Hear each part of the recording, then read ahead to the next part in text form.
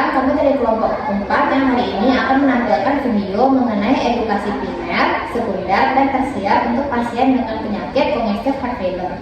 Dengan saya, Sarah Suci Hendraska, dengan NIM 243210409 sebagai pasien. Baiklah, dengan saya Tiara dengan NIM 243210411, saya sebagai perawat 1. Saya Aura Ilahi Oktrin dengan NIM 243210379 sebagai evaluator 2. Baiklah, saya Yolanda Agustina dengan NIM 243210413, saya sebagai evaluator 1. Baiklah, saya sendiri Safira Kadani dengan NIM 243210408, saya sebagai perawat 2. Saya Yulia Kristina Agustin dengan NIM 243210414, peran saya sebagai keluarga pasien. Selamat menyaksikan. Permisi Pak. Selamat pagi Pak. Perkenalkan saya Bu Asfi. Dan ini datang saya Tiara. Saya Tiara ya Pak, Bu. Baiklah Bapak, saya akan dinasi makan Bapak dari jam 8 pagi sampai jam 9 nanti Bapak. Dan saya cek uangnya Bapak. Siapa namanya Bapak? Baik Pak. Pada pagi ini saya melihat kondisi Bapak. Seperti itu Bapak, 15 menit ke depan, apakah Bapak bersedia? Kemudian samanya Bapak. Bagaimana kondisi nafas Bapak sekarang Bapak? Sesak.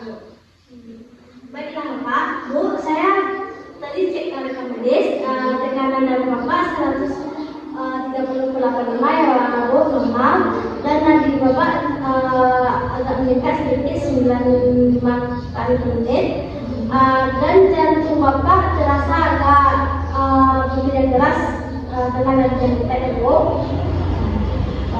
Ibu, pasien ini karena kondisi jantungnya tidak stabil, kondisi jantung pasien tidak stabil, jadi fokus kita saat ini yaitu untuk mengurangi penumpukan cairan di dalam tubuh pasien. Untuk itu kita harus membatasi minum pasien ya Pak, Bu. Jadi pasien harus minum maksimal 1 liter saja per hari Ibu, tidak boleh lebih ya Ibu. Ibu, dan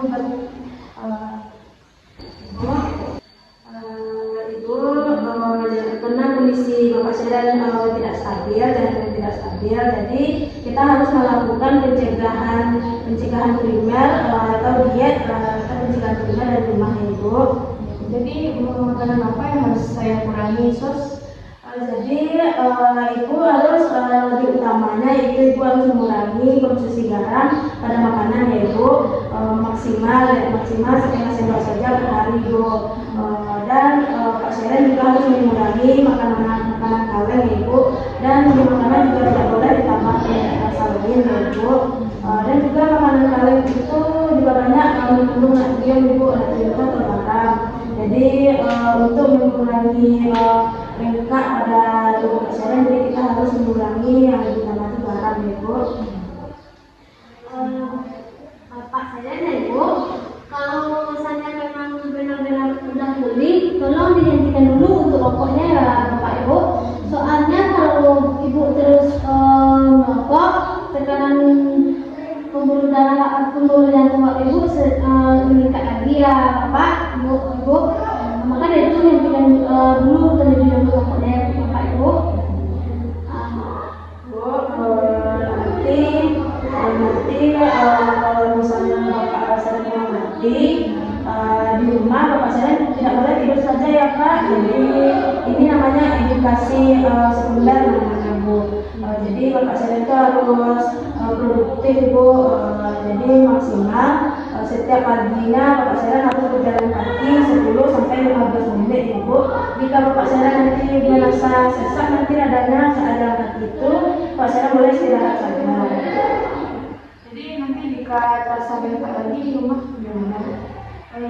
Nanti jika tubuh Pak Sedan tiba-tiba bengkak, mungkin setiap harinya Ibu harus menimbang berat badan Bapak Sedan Ibu untuk melihat jikalau tubuh Bapak Sedan ini meningkat berat badannya 2 kilo, lebih dari 2 kilo tanpa sebab, jadi Bapak Sedan harus dibawa langsung di puskesmas Ibu atau ke spesialis jantung Ibu.